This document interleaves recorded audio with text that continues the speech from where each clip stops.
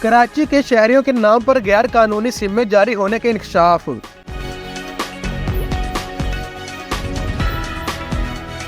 Police کے ہاتھوں گرفتار ملزمان نے کراچی کے شہریوں کے نام پر بڑی تعداد میں غیر قانونی سمیں جاری ہونے کے انکشاف کیا ہے۔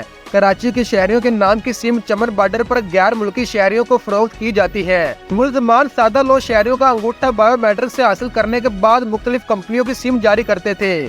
پولیس نے بتایا کہ شہریوں کے نام پر جاری ہونے والی سمیں ڈکیٹ گروہ استعمال کرتے ہیں، جس سلسلے میں رضویہ پولیس نے کارروائی کرتے ہوئے 2 سگے بھائیوں سمیت 3 ملزمان کو گرفتار کیا تھا۔ پولیس کے مطابق ایک گرفتار ملزم کا ویڈیو بیان سامنے آیا ہے، جس میں ملزم نے بتایا کہ غیر ملکی باشندہ کامران افغانی ایک سم 1200 میں خریدتا تھا۔ ملزم نے بتایا کہ وہ کامران افغانی نامی شخص کو 400 سمیں دے چکا ہے۔ ملزم کے مطابق وہ شہری کا بایو میٹرک کرنے کے بعد سم ایشو نہیں کرتے تھے اور شہری کو یہ کہہ کر ٹال دیتے تھے کہ آپ کا بایو میٹرک نہیں آ رہا۔